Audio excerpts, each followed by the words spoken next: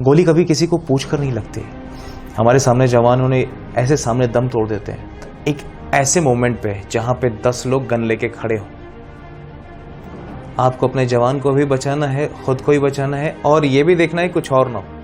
नशा करना शुरू कर दिया उन्होंने, कम उम्र से नशा कर देते हैं, बहुत सारी चीजें कर देते हैं। पेरेंट्स जानते हैं कि बच्चा कितना सीधा है, लेकिन असल में उससे बाहर की दुनिया में उसे देखें तो उस जैसा खतरनाक बच्चा कोई और दिख नहीं रहा। तो आज में भी क्या बच्चों में ये पैशन है which you were carrying that? हमारी यंगस्टर्स के अंदर एक चीज ना सबसे बुरी हो चुकी है, वो ये समझते हैं कि वो सब कुछ जानते हैं, और ये सबसे बड़ी गलती है। तो फोर्स की सर्विस से कोई नौकरी नहीं, ये एक प्यार है और एक त्याग है, मतलब अपने देश के लिए। लेकिन पैरामिलिट्री फोर्स बेसिकली एक ऐसी चीज है जहां पर लोग सोचते हैं कि यहाँ एक अलग ही चांद। सब कुछ अच्छा चल रहा था आर्मी को लेकर, everybody was very excited, everything was going good, but suddenly एक चीज आती है, अग्निवीर। हाँ, उसी तरह से कैंडिडेट की भी जिम्मेदारी है कि खुद को लेकर के जिम्मेदार बने। अगर देश सेवा ही उसका मैटर है तो 4 साल करे ना सर्विस। तो अब उस समय एक जवान को बेसिकली कैप्चर कर लिया गया था। और नॉर्थ ईस्टर्न प्लेसेस में अक्सर ऐसा होता है, किसी वजह से गलती से उठा लिया था उसे। Army mens do they are in favour of war और नॉट?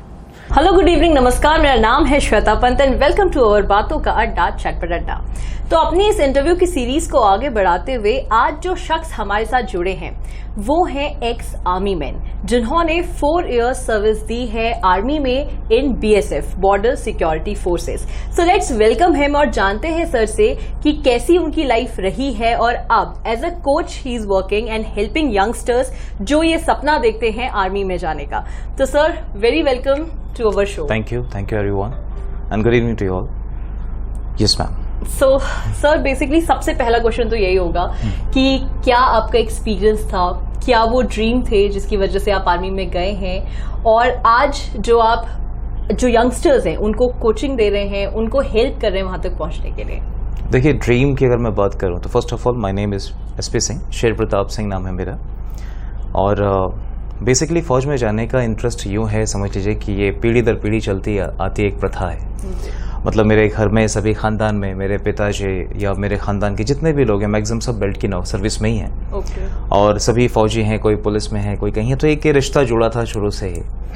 और एक मिडिल फैमिली के कैंडिडेट को कुछ और समझ में नहीं आता, कुछ और समझ में नहीं आता। वो चाहे जो भी लोग देख रहे हो, जो भी देखेंगे, उन सबके लिए भी वो समझ पाएंगे इस बात को कि उनका सपना शुरू होता है कि अब मुझे वर्दी पहननी है, या ये एक रिसोर्स है जहां से हम अपनी सर्वाइवल को आगे बढ़ा, अपने आप को सर्वाइव करा सकेंगे आगे चल के। तो हमारी भी सब सेम वही परवरिश रही। डिफेंस में पिताजी ने बचपन से वही एक ही चीज़ अपनाई कि भाई 4 बजे उठो, भले तुम्हें कोई काम हो ना हो, उठो। अब हम नहीं उठना चाहें लेकिन मजबूरी में उठना ही पड़े। अब एक आदत बन गई, एक डिसिप्लिन बन गया कि उठना है, एक्सरसाइज करनी है, फिर अपने रूटीन को बनाना है वैसा ही। और करते करते करते जब रूटीन बन जाते हैं, वो कहते हैं ना कि जैसा आप सोचते हो और करते हो वैसा ही बन जाते हो। तो सेम थिंग इज दिस। तो हमने भी उस माहौल में रह करके, जी करके उसे महसूस किया, उसे जाना। और जब समझ पाए तो लाइक पढ़ाई के साथ साथ हमने सोचा कि हमारे पास और क्या स्टेप्स है जो हम आगे ले सकते हैं। तो ये होता है कि हर किसी की प्रोसेस यही है, हम ज़्यादा कुछ फोकस नहीं करते। हम सोचते हैं फॉर्म भरना है, एग्जाम निकालना है, सर्विस करनी है। निकल गया तो ठीक, नहीं निकला फिर और फॉर्म भरेंगे, फिर फॉर्म भरेंगे, फिर क्वालिफाई करेंगे। जब तक किया जाए तब तक हम यही करते हैं। So it's all about lot कि एक ऐसा मोमेंट आया जहाँ पर हमने ग्रेजुएशन के टाइम पर अपने एग्जाम्स दिए, हमने क्वालिफाई किया। 2011 की बात है ये, जब हमने एग्जाम UPSC दिया, CAPF का एग्जाम दिया। हम सबने बहुत मेहनत भी की, ऐसा नहीं है, क्योंकि इससे पहला एग्जाम में फेल हो गया था, सच बताऊं तो। अब वो बता रहा हूँ, ऑनेस्टली बता रहा हूँ कि बाद में ऐसा ना लगे कि खाली फेंक रहे हैं। हाँ, फर्स्ट टाइम, मतलब फिर ऐसा नहीं, कोई फेल नहीं होता। मैं इसलिए बता रहा हूँ ताकि कैंडिडेट ये समझ पाए कि कोई ऐसा नहीं कि फेल नहीं होता, लेकिन असल में उस फेलियर के बाद एक लर्निंग है कि हाँ, अब इसे ऐसा नहीं करना है। बिल्कुल, हमें ये देखना है कि हम उसे कितना बेहतर अब कर पाएंगे और कैसे कर पाएंगे, और उसके लिए चाहिए गाइडेंस। और गाइडेंस आप किससे कहाँ ले रहे हो, ये बहुत इंपॉर्टेंट है। मतलब आपका कोच कौन है, दैट इज वेरी इंपॉर्टेंट। तो हमने भी हमारे क्षेत्र में बेसिकली एक इंस्टीट्यूट था, मेरे दोस्त के चाचा जी थे, उनके यहाँ हमने पढ़ा। और एक अच्छी पढ़ाई की, और उन्होंने काफ़ी अच्छा गाइड भी किया। और मुझे लगता है कि 5-6 महीने की एक ऐसी स्टडी थी कि जिसमें हमने काफ़ी कैप्चर किया, और वहाँ पर मैंने महसूस किया कि मैं वही क्लासेस यहाँ भी देता हूँ कि एक कैंडिडेट को कम से कम 6 घंटे 8 घंटे क्लासेस देता हूँ। रीज़न हमने खुद पढ़ा है वो, बिल्कुल सीखी भी चीज़ सिखानी है, क्योंकि मुझे लगता है कि उससे कम में कोई कुछ नहीं कर पाएगा। आप चाहे कितना भी कह लो 3 घंटे पढ़ के एग्जाम निकल जाएगा, नहीं निकलेगा। आप चाहे कुछ कर लो, अब यूपीएससी नाम लो या एसएससी कुछ भी लेते हो, कोई एग्जाम लेते हो, नहीं निकलता, क्योंकि उसके लिए प्रॉपर गाइडेंस और उतना एक्सपीरियंस चाहिए, क्योंकि आप जैसे लाखों लोग उसके लिए दौड़ रहे हैं। जैसा मेरिट बनेगा उसी हिसाब से आपकी बारी आएगी, नहीं आए तो आप चाहे क्वालिफाई करो मत करो, मेरिट में नहीं आओगे। डेफिनेटली। तो सर आप अपनी जो ये चीजें वो कर रहे हैं, इससे मेरे दिमाग में आज क्वेश्चन आ रहा है कि आप आज के यंगस्टर्स को देखते हैं और आप अपनी जो स्टोरी बता रहे हैं, सो आज में भी क्या बच्चों में ये पैशन है which you were carrying that? देखिए, आपने एक अच्छा क्वेश्चन पूछा, इस बात का जवाब मैं अब के एक्सपीरियंस के हिसाब से ही दूंगा। हो सकता है बहुत से लोगों को बुरा भी लगे ये वीडियो सुन करके भी। मेनली क्या है, हमारी यंगस्टर्स के अंदर एक चीज ना सबसे बुरी हो चुकी है, वो ये समझते हैं कि वो सब कुछ जानते हैं, और ये सबसे बड़ी गलती है उनकी। मतलब अगर उन्हें कोई एक्सपीरियंस बंदा कुछ बता भी रहे ना, तो उन्हें वो नहीं सुनना। उन्हें लगता है कि वो जो देख रहे हैं, जो समझ रहे हैं, वही सब कुछ है उनके लिए, and they are masters now, they have the master. अब ये चीजें उन्हें मिसगाइड कर रही हैं, वो भाग रहे हैं चाम के पीछे। वो ये देख रहे हैं कि ये चीज अच्छी लग रही है तो यहाँ अच्छा स्कोप है, ये चीज अच्छी लग रही है यहाँ अच्छा स्कोप है, लेकिन वो ये नहीं समझ उनका कैलिबर क्या है। अब सपोज करो कि अगर मेरा कैलिबर ऑफिसर बनने का, तो मैं जीडी की नौकरी क्यों करूं? लेकिन वो जीडी की नौकरी के लिए भी देखेगा और वो ऑफिसर के लिए भी सोचे कर रहेंगे, एक ऑप्शन बना दिया है। और ये चीजें दिक्कत कर रही हैं। फिर बाद में सोचते हैं कि छोड़ो ये नहीं हो पाएगा तो हम HM कर लेंगे, कुछ भी कर लेंगे, मतलब फैशन डिजाइनिंग कर लेंगे, जहां पे उनका कोई स्कोप नहीं है। आज के डेट में आप यकीन मानो, आने वाले 4-5 सालों में जनरेशन के पास नौकरियां नहीं होंगी, और उन्हें एक नौकरी पाने के लिए इतना कंपटीशन करना पड़ेगा कि वो समझ भी नहीं सकते। मतलब मौत के करीब की बात है ये, कि ऐसे मौत छू करके वापस आने वाली बात, लेकिन ये कैंडिडेट नहीं समझ रहे। ये इनकी सबसे बड़ी मिसकंसेप्शन ऑफ माइंड, और वो अपना समय फालतू चीजों में बहुत दे रहे हैं।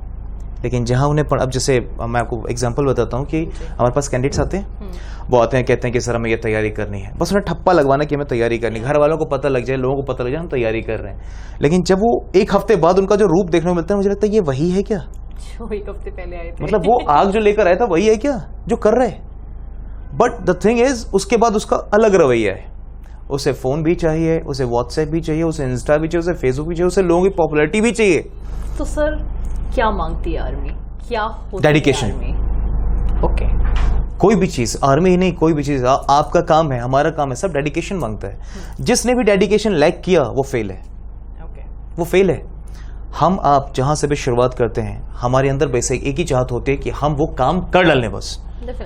Profit loss is different part, failure और पास होना एक डिफरेंट ये मैटर है। फर्स्ट थिंग, आपने अपना काम कैसे किया, दैट इज वेरी इंपॉर्टेंट। लेकिन आज की जनरेशन काम से पहले रिजल्ट चाहती है। आप यकीन मानिए, बहुत से कैंडिडेट तो ये पूछते हैं सर 100% गारंटी है क्या जॉब मिल जाएगी? We are not selling the job, right? We are the coach. हम आपको ट्रेन करेंगे, हम आपको उस लायक बनाएंगे। अगर आप सच में उस लायक हैं तो आप कर डालेंगे। जॉब वर्ड आ रहा है सर, क्या आर्मी जॉब है? आप वहां पे अपनी सर्विसेज दे के आए। वर्ड हम भी, जैसे हम कहीं पे पढ़ते भी हैं, we always say services, right? We have, हमने कभी ये चीज नहीं पढ़ी कि वो एक नौकरी है। और कहीं ना कहीं मुझे ऐसा लगता है जो पैशनेट लोग हैं, जैसे आप रहे हैं और भी कोई, वो कभी ये नहीं बोलते कि हमने वहां काम किया, हम आर्मी में काम करते थे। तो आर्मी को एक अलग दर्जा भी दिया गया है, ओहदा भी दिया गया है, उसके ऐसा क्यों है? क्या है वो सच जो वहां जाके एक डिफरेंट वो है? आपकी जनरेशन की सच के हिसाब से चीजें बदल चुकी हैं, लेकिन मेरे अंदर जो बात हमेशा से थी एक देश के प्रेम को लेकर के, और ये सर्विस जो फोर्स की सर्विस है कोई नौकरी नहीं, ये एक प्यार है और एक त्याग है, मतलब अपने देश के लिए। और ये सीखा था मैंने अपने पिताजी से। मेरे पिता, जब मैं छोटा सा था, मुझे याद है पिताजी कश्मीर में पोस्टेड थे उस समय कोई वॉर छिड़ी और पिताजी को गोली लगी, घायल हो गए। वो 1 महीने तक कोमा में थे। वो माँ, जब वो ठीक होकर के आए तो माँ ने उनसे कहा कि आप ये नौकरी छोड़ दो, आप बस जिंदा चाहिए हमें, बाकी कुछ हो ना हो। उन्होंने कहा तुम्हारा दिमाग खराब हो गया, मैं यहाँ पे पैसे लेने आया हूँ, सिर्फ मैं अपने देश के लिए जीने आया हूँ, और जो करने आया वो करके जाऊंगा। मर गया तो क्या हुआ, मर गया तो क्या हुआ, कायर थोड़ी हूँ। इस दुनिया में जीने आए हो, अगर देश के लिए कुछ कर गए तो कर गए, और नहीं कर पाए तो फिर वो दुख की बात है।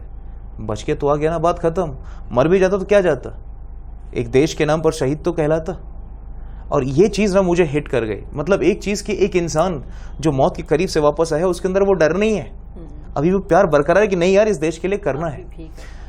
मुद्दा फंसता है जहां पर कैंडिडेट्स, अब के जो कैंडिडेट्स हैं, मैं बताता हूं आपको, उनकी बस एक ही ख्वाहिश है कि वर्दी पहनने, ये ख्वाहिश है वर्दी पहनने की, उसके बाद उसके उनका कुछ खासा सच में लगाव नहीं है। तो सर आर्मी में सर्व करने के बाद नाउ मैं बताना भी चाहती हूँ सबको कि सर अभी यहाँ पे हल्द्वानी में आर्मी डिफेंस एकेडमी, जैसा कि आप देख सकते हैं, वहाँ पे कोचिंग दे रहे हैं सारे यंगस्टर्स को।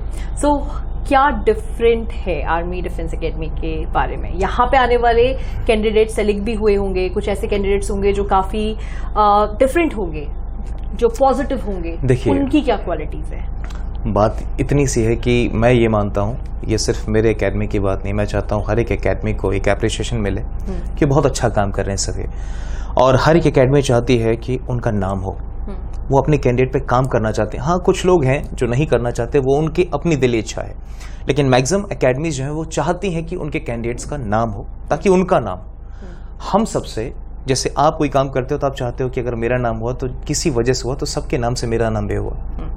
सेम वही चीज, अगर एक कैंडिडेट हमारा सेलेक्ट होता है तो हमें जितनी खुशी होती है वो उसे वो एहसास भी नहीं है कि हम कितना खुश हुए, उनके माँ बाप से भी कहीं ज्यादा, क्योंकि वक्त से इम्पोर्टेंट कुछ है ही नहीं, और हमने उस वक्त में अगर उन्हें कुछ हासिल करा दिया तो उससे बेहतर और क्या है। सिलेक्शन रेट की बात करूं तो अब तक कम से कम हमने 250 से 300 सिलेक्शंस इस साल का ऐड करके हमने दिए हैं। और कितना टाइम हो चुका है? नियरली 5 years तो कंप्लीट हो गए आर्मी डिफेंस एकेडमी को चलते हुए। 6 साल वैसे हैं, लेकिन कोरोना को अगर आप स्किप कर देते हो तो 5 साल आप मान के चलो कि 5 साल हो गए हमें यहाँ पे। और इतने दिनों में हमने हर सेक्टर में, चाहे वो जीडी का सेक्टर हो, यूपीएससी सीएपीएफ का सेक्टर हो, एसएससी का सेक्टर हो, सब में हमने सिलेक्शंस 250 प्लस दिए हैं सिलेक्शंस, और ये काफी अच्छे सिलेक्शंस हैं अब तक के, मुझे ऐसा लगता है। डेफिनेटली। तो सर आपने पैरामिलिट्री फोर्सेस में सर्विसेज दी है, so what is the difference paramilitary and normal army? क्योंकि पैरा को लेकर मैंने देखा youngsters like even my own brother बहुत ही एक्साइटेड रहते हैं कि पैरा इज समथिंग एक्स्ट्राऑर्डिनरी। तो क्या है वो रेफरेंस? मुझे अगर इस बात पे कुछ कहूँ तो बात यह है कि कंपैरिजन दोनों का कहीं से कहीं तक नहीं कर सकते आप। दोनों अपनी अपनी जो बहुत स्पेशल है, दोनों की अपनी अपनी ड्यूटीज हैं। जैसे बीएसएफ की ड्यूटी है बॉर्डर को सिक्योर करना, बॉर्डर की सेफ्टी के लिए, बॉर्डर के लिए जॉब करना। आर्मी जब बहुत ज्यादा एक्सट्रीम पोजीशन आती है तो आर्मी को फिर बुलाया जाता है। ये सबके अपने अपने काम है, अपनी अपनी ड्यूटीज हैं। लेकिन पैरामिलिट्री फोर्स बेसिकली एक ऐसी चीज है जहां पर लोग सोचते हैं कि यहाँ एक अलग ही चार्म है, वो है, वो फील है। मतलब जैसे वर्दी का हर किसी को लेकर के है, वैसे पैरामिलिट्री फोर्स को लेकर ये बहुत से लोग हैं। जैसे पहाड़ों में आप देखोगे तो यहाँ पर ज्यादातर जवानों की जो कैटेगरी है वर्दी को ही लेकर के, लेकिन जब से अग्निवीर आई उनके जो चॉइसेस हैं उसमें ऑप्शंस अलग अलग खोल दिए। मतलब वो अब उसे ना छोड़ करके बहुत सारे ऑप्शंस ढूंढ रहे हैं कि और कहीं मिल जाए 4 साल के अलावा तो चले, लेकिन वो इसे समझ भी नहीं पा रहे। Definitely. And Agniveer, of course मेरा नेक्स्ट क्वेश्चन अग्निवीर ही रहेगा कि अचानक मतलब सब कुछ ऐसा बोला चाहिए कि सब कुछ अच्छा चल रहा था आर्मी को लेकर, everybody was very excited, everything was going good, but suddenly एक चीज आती है अग्निवीर। उसको लेकर जितने यंगस्टर्स हैं रोड पे उतर जाते हैं, बहुत सारी चीज होती है, और जो एक पैशन था लोगों ने उसको पैशन से जोड़ा कि हमारा पैशन खत्म हो गया एंड चीजें ऐसी हो गई। सो आपका क्या ओपिनियन है? देखिए, पैशन खत्म होने के पीछे सबसे बड़ा जो रीजन है वो सेट ऑफ माइंड का है। सपोज ये करो कि मैं आपसे ये कहता हूं कि आपको मैं 4 साल के लिए ऑप्शन दे रहा हूं, आप 4 साल करके दिखा दो, अगर मुझे अच्छा लगा तो मैं आपको अगले टाइम के लिए परमानेंट कर दूंगा। That's an option. कैंडिडेट्स इस बात को समझ नहीं पा रहे। मैंने बहुत कोशिश भी की ये समझाने की, बहुत से लोगों से बात भी की, लेकिन फिर भी उनके दिमाग में यही घुसा हुआ है 4 ही साल तो है, लेकिन इन 4 सालों में उन्हें बस अपना कैलिबर ही शो करना है। जैसे पहले आर्मी क्या कराती थी, फिजिकल कराया, मेडिकल कराया, तब रिटर्न कराते थे। अब उस संख्या को छांटने के लिए आर्मी ने क्या किया है, पहले रिटर्न ही करा दिया। मतलब वो जो भीड़ फालतू पहुंच रही थी, फालतू क्या लेकिन मेहनती बच्चे, लेकिन उनके हिसाब से फालतू पहुंच रही थी, वो छांट दी उन्होंने। अब वो लोग जाएंगे जो रिटर्न क्वालिफाई कर सकने की काबिलियत रखते थे। असल मायने में आर्मी भर्ती ही 25% ले रही है। और जवान ये समझ नहीं रहे। वो 4 साल उन्हें ट्रेन करके उन्हें बेहतर ही बना रही है, उसके बाद उन्हें ही परमानेंट करेगी। एक सिलेक्शन बोर्ड के तहत एक मेरिट तैयार होगी, उस मेरिट के तहत उनको परमानेंट करेंगे। लेकिन जब वो खुद 25% सिलेक्शन ले रहे हैं तो 25% छाटेंगे कहां से? वो खुद चाहते हैं उन्हें बेस्ट मिले। ये पॉलिसी कुछ समय के बाद बदल जाएगी, खत्म हो जाएगी, बस उनका मोटिव पूरा हो जाए। लोग इसकी आदती बन जाएं कि 25% की जो पॉलिसी है ये बस चल जाए, और इसमें जब एक बार जवान ढल गया तो कुछ समय बाद ये क्लोज हो जाएगी और ये फिर इसी प्रोसीजर में ऑन हो जाएगी। ये जवानों को समझने की जरूरत है। मैं तो हर किसी कैंडिडेट से ही कहूंगा कि इस बारे में सोचने अपेक्षा वो खुद को साबित करें, वो 4 साल सर्विस करके दिखाएं तो सही। बात की किसने देखी है? अगर तुम्हारी चॉइस सच में देश की सेवा करना है तो 4 साल ही मिले। मैं तो कहता हूं मुझे कोई 1 साल दे दे। देश की सेवा करने के बहुत से मौके हैं। मेरा एजुकेशन, मैंने नौकरी की, फौज की मैंने छोड़ा, वो मेरे अपने पर्सनल रीजंस हैं। अब मैं एजुकेशन के जरिए भी समाज सेवा कर रहा हूं। आपका काम भी एक समाज सेवा है, इंफॉर्मेशन फैलाना, इससे बड़ी बात और क्या हो सकती है? उसी तरह से कैंडिडेट की भी जिम्मेदारी है कि खुद को लेकर के जिम्मेदार बने। अगर देश सेवा ही उसका मैटर है तो 4 साल करे ना सर्विस, और उसके कहीं ना कहीं एक बायो में, उसके एक रिज्यूमे में ऐड होगा। किसी भी मान लो आगे चल के नहीं मिलती सर्विस, मैंने कहते चलो एक चांस माने नहीं मिली सर्विस, लेकिन उस 4 साल के बाद किसी भी प्राइवेट कंपनी में अप्लाई करते हैं सबसे पहली प्रेफरेंस उसकी होगी। बिकॉज हर कोई मानता है, हम सभी मानते हैं, आर्मी मीन्स डिसिप्लिन, उसे सबसे पहले सिलेक्शन मिलेगा। पैरामिलिट्री फोर्सेस में, असम राइफल्स में वो ऑलरेडी 60% कैंडिडेट्स को सबमिट करेंगे। तो ये जो अग्निवीर को लेके लोगों का एक माइंडसेट डेवलप हुआ, आई थिंक बहुत अच्छा ये एक ओपिनियन है। बहुत ही कम लोगों ने शायद एक पॉजिटिव साइड देखी, और आज सर ने जो एक्सप्लेनेशन दिया है, होपफुली ये सिर्फ ये है कि जो आर्मी को लेके कहा जाता है देश प्रेम, आई थिंक एक यही चीज रख दी कि प्रूव करो you love your country. Same चीज है ना, आप प्रूव करो ना, आप करते हो देश। बिल्कुल, आई थिंक। और ये तो मुझे ऐसा लगता है कि सर हम किसी भी, अगर हम प्राइवेट सेक्टर में भी जाते हैं वहां भी ऐसे होता है कि आपको ट्रेनिंग दी जाती है। आखिर आप इंटर्नशिप पे काम करते हो ना। हाँ, इंटर्नशिप एंड ऑल। उसके बाद क्या करते हैं? राइट। तो आप इंटर्नशिप पे काम करने तैयार हैं, लेकिन आप 4 साल सर्विस देने के लिए तैयार नहीं है। फिजिकल स्ट्रेंथ में भी कैंडिडेट्स बहुत से जो है लूज हैं।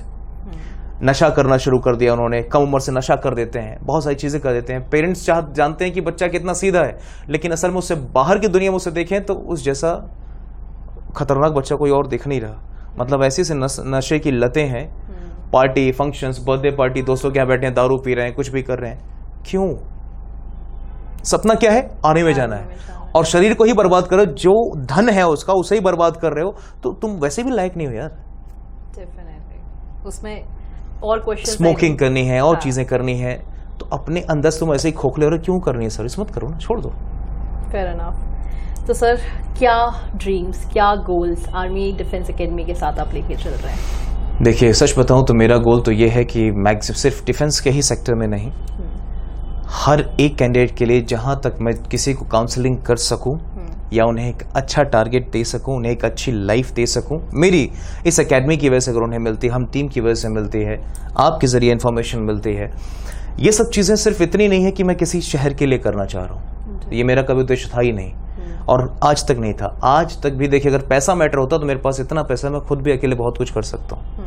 लेकिन ये सब कुछ मैं इसलिए करता हूँ ताकि स्मार्ट क्लासेस प्रोवाइड की, हर एक क्लास में, यहाँ तक कि आप कभी हॉस्टल देखेंगे, हमारा हॉस्टल में हर एक हॉस्टल में एसीज लगवाए हैं मैंने। एसी यहाँ पे हर एक क्लास में एसी लगे हुए हैं, स्मार्ट क्लासेस लगी हुई हैं, सिर्फ कैंडिडेट्स को ये बताने के लिए कि तुम्हारे पास सुविधाएं हैं। जिस पैसे में तुम बाहर कहीं पढ़ते हो उस पैसे में तुम्हें बहुत सारी चीजें मिल रही हैं। 6 घंटे स्टडी मिल रही है, कोटा पूरा नहीं करना है, तुम्हें पढ़ना है। और वो आदती हो चुके हैं अब। अगर क्लास उन्हें एक दिन 1 घंटा ना मिले, कहते हैं सर आज बोरिंग सा लग रहा है।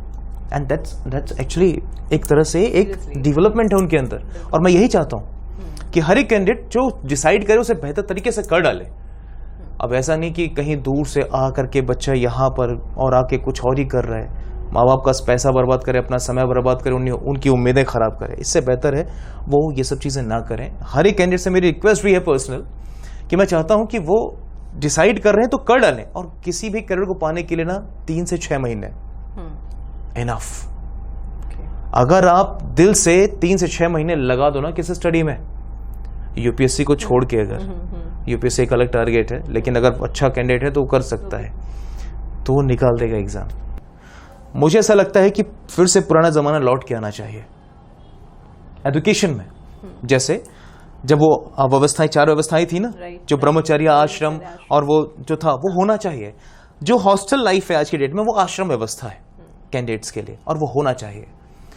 पेरेंट्स को चाहिए कि उन्हें ऐसे डिसिप्लिन में पहले ही डाल दें, उन्हें घर से दूर कर दें, माहौल से ही दूर कर दें।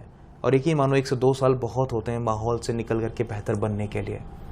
वो 2 साल उन्हें बहुत कुछ बना सकता है, लेकिन इसमें पेरेंट्स को भी अपने आप को समझाना होगा कि सिर्फ डिसीजंस ना लें। और इमोशनली मैं आप कोई भी डिसीजन ले वो गलती होगा, सेंस में ही डिसीजन लिया जाता है। बच्चे ने रोकर कह दिया मुझे यही करना है, मेरा दोस्त कर रहा है, क्योंकि वहां मैंने यूट्यूब पे सर्च किया था, मैंने यहाँ गूगल पे पढ़ा था, वहां इतनी सैलरी है, वहां ऐसा चार्म है, वो सब कुछ। लेकिन उसकी डिमांड भी तो देखो क्या है, एलिजिबिलिटी क्राइटेरिया क्या है, उसमें स्ट्रेंथ कितनी चाहिए, मेंटल एबिलिटी क्या चाहिए, वो सब तो चेक करो। वो है नहीं तुम्हारे अंदर, ना उसे डेवलप करना चाहते हो, ना उसे सीखना चाहते हो। चलो ठीक है, तुम वही 1 साल लगाओ ना, खुद को सिखाओ ना, वो सब चीजें वो डेवलप करो ना अपने अंदर। क्यों नहीं होगा, होगा, लेकिन बिना किए। ऑब्वियसली। एंड सर, जैसे कि अभी आपने इमोशनल स्ट्रेंथ की बात की, तो when it comes to any government exam preparation के टाइम पे भी, और स्पेसिफिकली अगर हम आर्मी को फोकस करें अकॉर्डिंग टू एक्सपीरियंस, तो मुझे ऐसा लगता है वहां पर तो इमोशनल स्ट्रेंथ और सेंस का काम करना बहुत जरूरी होता होगा, राइट? बहुत जरूरी है। पॉइंट एकदम कहते हैं ना, प्रेजेंस ऑफ माइंड, उस समय फैसले करना बहुत इंपॉर्टेंट होता है। कोई ऐसा एक्सपीरियंस आपका ड्यूरिंग योर सर्विस? देखिए क्या होता है ना कि मैं आपको एक ऐसा एक्सपीरियंस जहाँ पे मैं अपने पिताजी के साथ था, तो अब उस समय एक जवान को बेसिकली कैप्चर कर लिया गया था। अच्छा, ओके।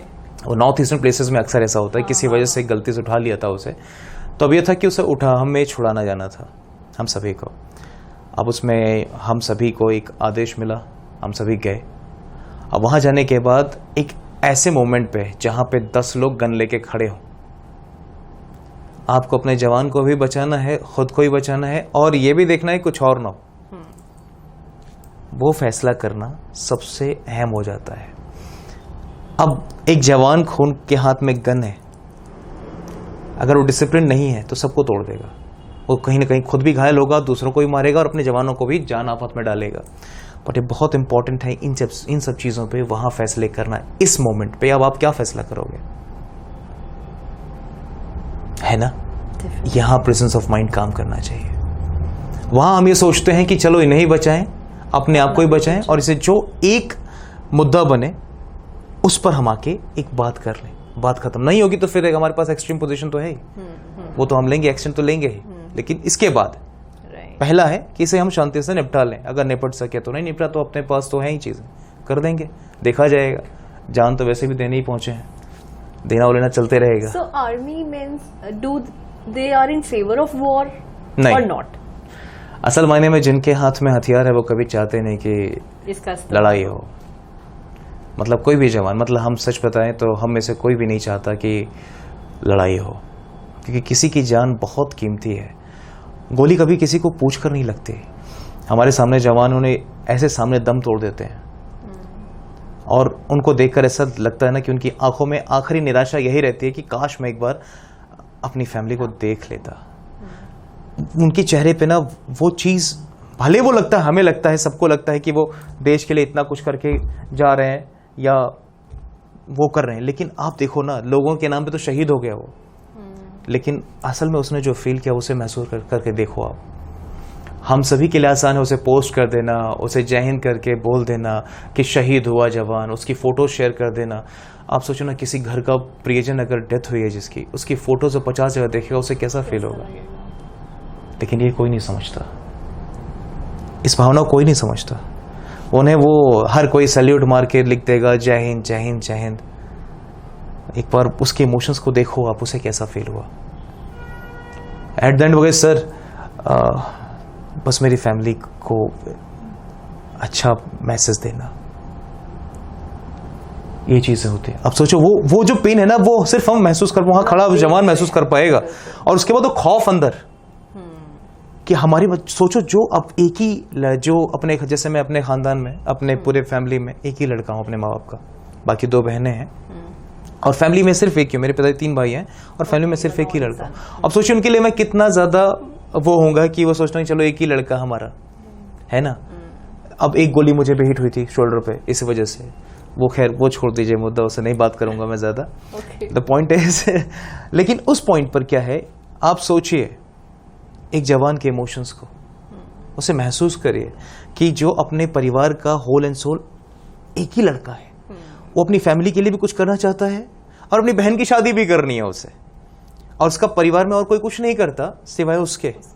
अगर वो वहां दम तोड़ रहा हो, आप उस पोस्ट से क्या हासिल कर लोगे?